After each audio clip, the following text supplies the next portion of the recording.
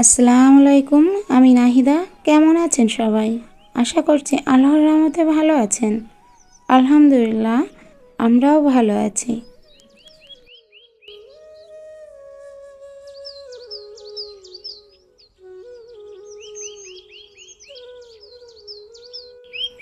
আমার আরও একটি ব্লগে আপনাদের সবাইকে জানাই স্বাগতম।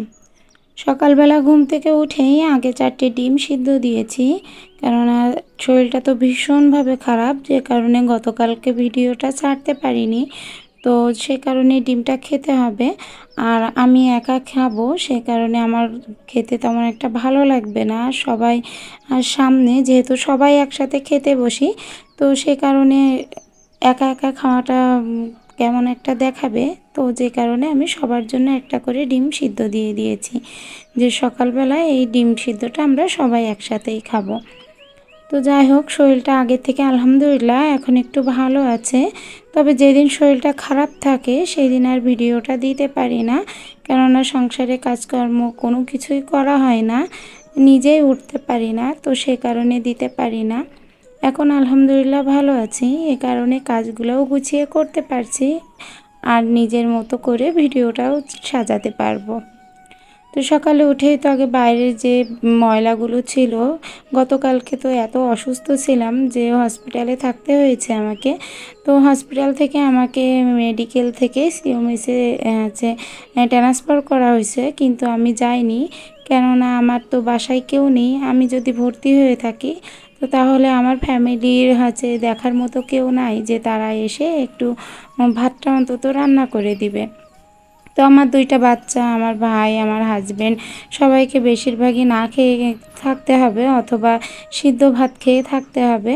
তো সে কারণে আমি ভাবলাম যে না, আমি হসপিটালে থাকবো না, আমি চলে যাই। তো যেটা হয় উপর আল্লাহর ভরসা করে চলে আসলাম বাসায়। আর এসেই তো আস্তে আস্তে একটু আগে থেকে একটু বেটার লাগছে, তো কাজটা আর কি শুরু করেছি। তো সকালের দিকে ডিমটা খেয়ে ঝালের বোঁটাগুলো আগে বেছে নিলাম, কেননা গতকালকে একটু আসার সময়, হসপিটাল থেকে আসার সময় আমি একটু বাজার করেছিলাম টুকিটাকি, যেগুলো মাসের বাজার হয় সেগুলো অল্প অল্প করে করে নিলাম। পুরো মাসের বাজারটা করা হয়ে ওঠেনি, কিন্তু যতটুকু পেরেছি করেছি। তো সেই বাজারগুলো থেকে একটু ঝালটা বেছে নিয়েছি, আর এখন একটু চালটা ধুয়ে দিচ্ছি, কেননা চালটা ধুয়ে দিয়ে যে মাছটা আনছিলাম গতকাল, সে মাছটা আর কি কুটতে পারবো। তো মাছটা ভাতটা হওয়ার পরপরই আমার মাছটাও কিন্তু কোটা হয়ে যাবে। আমি যেহেতু চুলায় রান্না করি, তো ভাতটা হতে যেহেতু একটু সময় লাগবে, তো সেই সুযোগে আমার দেখা যাচ্ছে তরি তরকারি কোটা এবং মাছ কোটা ধোয়া 2টাই কাজ হয়ে যাবে।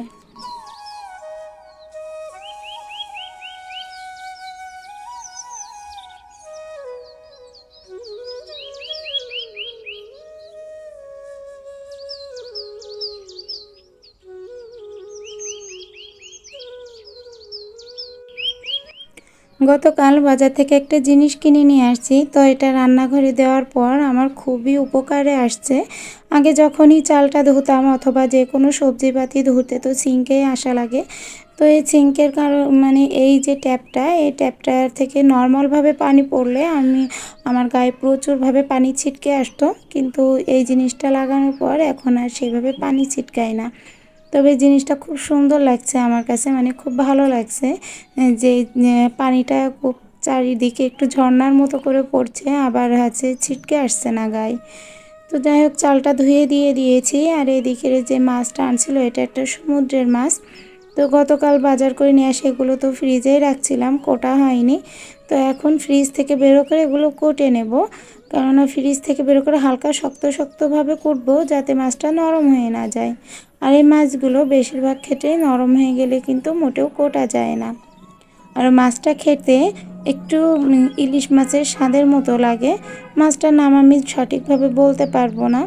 তো ভাবছি যে বানের থেকে একটু যদি পুঁইশাক কাটি, তো মাত্র 2টা আগা কাটবো, সে আগা 2টা দিয়েই আমি মাছটা রান্না করব।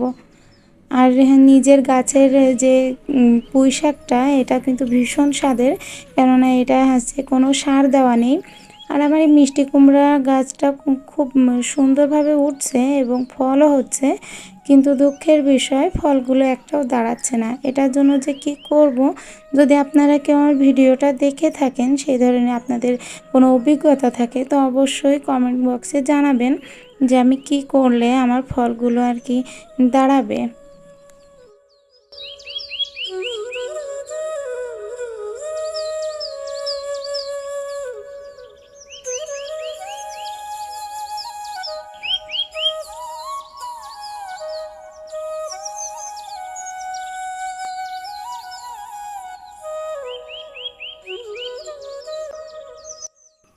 পুঁই শাকের আগাগুলো যে এত মোটা মোটা হয়েছে, তো দেখতে কিন্তু ভীষণ ভালো লাগে। আর এগুলো রান্না করলে তো অতুলনীয় স্বাদ। তো যাই হোক, পুঁই শাকটা কেটে নিয়ে এদিকে আমি যে গতকালকে বাজারটা করে নিয়ে আসছিলাম, তো শরীরটা অনেকটা খারাপ ছিল, তার উপরও সকাল 7টার দিকে গেছিলাম মেডিকেলে। সেখান থেকে 1টা-1:30টার দিকে বাসায় আসছি। সকালে তো কিছু করে যেতে পারিনি, অত সকালে রান্না করাটা সম্ভব ছিল না। আর অনেকটা ভোরে যে উঠবো, সে ভোরে উঠলেও আমার একটু সমস্যা, আমার শ্বাসকষ্ট বেড়ে যেতে পারে। তো দুই দিক থেকে ভেবেই আমি রান্নাটা করিনি। ছেলেটাকে কোনো রকম নাস্তাটা করিয়েছি আর মেয়েটাকে নিয়ে বাইরের খাবার খাইয়েছি। আর এই তো বাজারঘাট করে নিয়ে আসে, সেগুলো আর সেই মুহূর্তে মেলাইলাম না। তো এখন একটু করে গুছিয়ে নিচ্ছি যেখানে যেটা রাখার দরকার। তবে এদিকে রান্নাটাও চাপানো আছে, আর ওইদিকে তো মাছটাও কোটা হয়ে গেছে আমার। তো মাছটা কোটা হয়ে গেছে, আবার এদিকে ভাতটাও প্রায় হওয়ার মুখে। তো ভাবলাম যে এগুলো একটু গুছিয়ে যেখানে যে গুঁড়ো মশলাটা আর কি থাকা দরকার, সেখানে সেই কৌটোয় রেখে দিই। কেননা মাসের প্রথম সব কিছুই ফুরিয়ে গেছে, আবার গুছিয়ে জায়গা মতো রাখতে হবে জিনিসগুলা।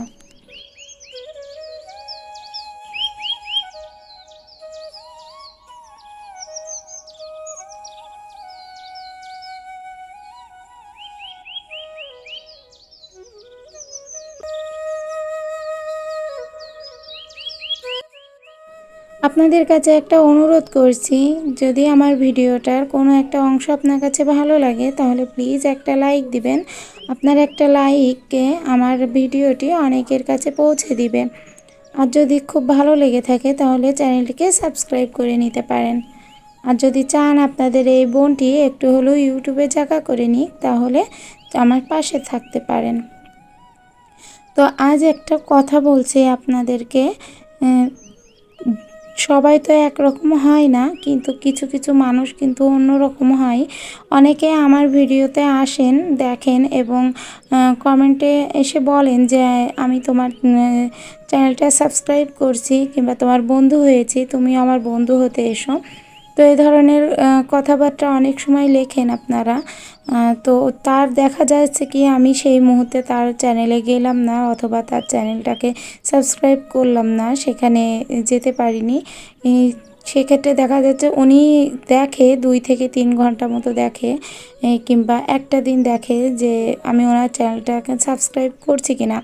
যদি দেখে যে আমি ওনার চ্যানেলটাকে সাবস্ক্রাইব করছি না, তবে দেখি যে উনি আমার সাবস্ক্রাইবটা কেটে দেয়, আনসাবস্ক্রাইব করে দেয়। তবে তাদের ক্ষেত্রে বলবো, তারা কিন্তু নিজেরাই নিজেদের ক্ষতিটা করছে। কেননা আপনি একজনকে যদি সাহায্য না করেন, ইউটিউব কখনোই আপনার চ্যানেলটাকে গ্রো করবে না। আর আমি যে কোনো কারোর চ্যানেলে যদি যাই, কখনো আমার ঢুকি, তো তাকে অবশ্যই সাহায্য করি, মানে চ্যানেলটাকে তার পাশে দাঁড়াই, বন্ধু হয়ে থেকে যায়। কিন্তু সে আমার আসুক অথবা না আসুক, আমি কখনো তাকে আনসাবস্ক্রাইব করি না। অথবা আমি কাউকে যে এটাও বলি না যে তুমি আমার চ্যানেলে আসো, আমিও তোমার চ্যানেলে যাব। এটা একটা স্বার্থপরতা। আর এটা মানে কি বলবো, যারা ইউটিউবে আমরা ভিডিওটা তৈরি করি, তো তারা তো আমাদের কোনো রক্তের সম্পর্ক নাই, জাস্ট একটা টান থাকে যে আমার কাজটা হয়তো আপনার ভালো লাগছে, কিংবা আমাকে জানার আগ্রহটা আপনার ভালো লাগছে, আমার লাইফ স্টাইলটা ভালো লাগছে, তবে আপনি দেখেন। কিংবা আমিও আরেকজনেরটা কিন্তু ফলো করি। সেটা আমি কখনোই যে আরেকজনেরটা দেখি না সেটা কিন্তু নয়। সবসময় পেরে ওঠা হয় না, কেননা আমার মতো অথবা আমাদের মতো যারা ব্যস্ত সংসার, যে নিজের সংসার চালায়, ইউটিউব চালায়, আবার নিজের একটা বিজনেস চালায়, তাদের ক্ষেত্রে কিন্তু মোবাইল ধরে অন্যের ব্লগ দেখাটা অনেকটা টাইমের বিষয় হয়।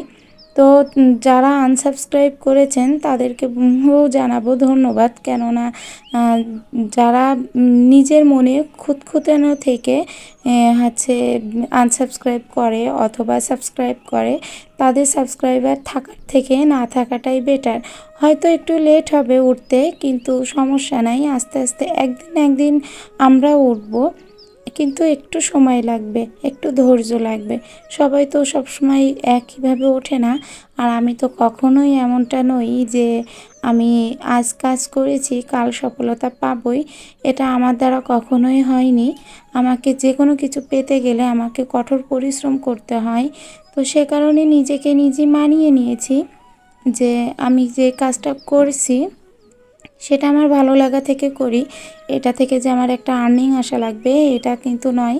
এটা করতে গেলে আমি অধৈর্য হয়ে যাব।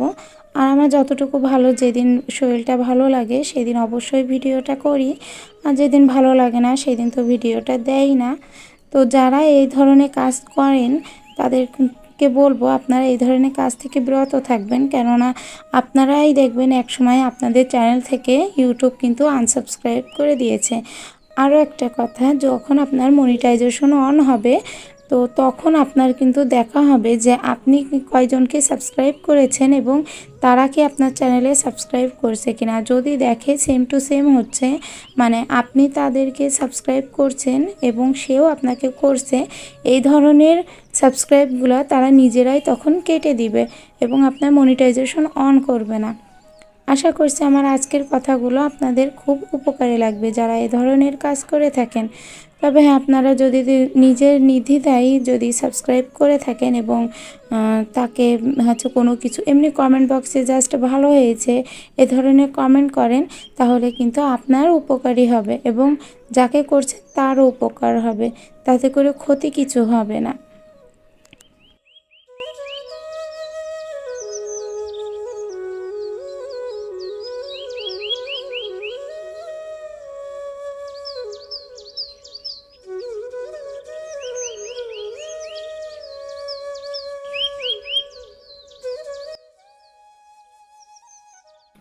গতকাল ডিম আনা হয়েছিল 1 খাঁচি। এখন ডিমের যে প্রচুর দাম, তবে দুঃখের বিষয় ডিম আনতে গেলেও এর ভিতরে 1-2টা তো নষ্ট হয়ই। আর এত দামের ডিম যদি 1 থেকে 2টা নষ্ট হয় তখন কিন্তু মনটা এমনিতেই খারাপ হয়ে যায়। তো খুব সাবধানের সাথে ওঠাতে যেও অনেকটা ডিম দেখছি 2 থেকে 3টা ডিম ফাটা, আর তার ভিতরে একটা ডিম একটু নষ্ট দেখেছি। তো ওখানেই তো মানে একটা ডিমের যে দাম সেখানেই আমার প্রায় 100 টাকার ডিম নষ্ট হয়ে গেছে। তো একটু খারাপ লাগছিল যে এতগুলো টাকা দিয়ে কিনলাম। তো ডিমটা আগে থেকে একটু ভিজিয়ে রাখলাম, কেননা ডিমটার গায়ে কিন্তু প্রচুর নোংরা ছিল। একটু ভিজিয়ে রাখলে নোংরাটা নরম হয়ে যাবে এবং পরবর্তীতে হালকা ডলা দিলে হচ্ছে ওটা উঠে আসবে। তো এইদিকে যে মশলাদানিটার ভিতরে আমি আস্তে আস্তে লবণ হলুদ সব ফুরিয়ে গেছিলো সেগুলো হচ্ছে ঢেলে নিচ্ছি। আর যে কৌটার ছোট ছোট যে কৌটাগুলো আমার রাখা আছে, অনেকে জানেন আমার সারাদিনের ব্লগ যারা রেগুলার আর কি দেখেন, তো তারা জানেন যে আমি ছোট ছোট কিছু কৌটা হচ্ছে রাখি মশলার জন্য, কেননা বড় কৌটা আমার পক্ষে সম্ভব না, কারণ আমি খুবই মধ্যবিত্ত। তো আমার যতটুকু কম সম কিনতে হয় সে কারণে বড় কৌটা কিনে সেটার অর্ধেকটা রাখলাম আর অর্ধেকটা খালি, সেটা দেখতে আমার কিন্তু মোটেও ভালো লাগে না। তো আমি আমার পছন্দ অনুযায়ী এই ছোট ছোট কৌটাগুলো কিনে নিয়েছি। তো এটার ভিতরে খুব স্বাচ্ছন্দ্যে কিন্তু মশলাগুলো রেখে দেওয়া যায়। আমি এখানে এলাচ ডালচিনি তারপরে লবঙ্গ গোলমরিচ এগুলো আস্তে আস্তে সব ভরে রেখে দিয়েছি। তবে এগুলো কিন্তু খুব বেশি টাকা দিয়ে কেনা না, আমার যতটুকু লাগবে সেই অনুযায়ী আমি হচ্ছে কিনে নিয়ে আসি এবং 1 কৌটা করেই কিনে নিয়ে আসি, তাতে আমার পুরো মাসটা কভার হয়ে যায়।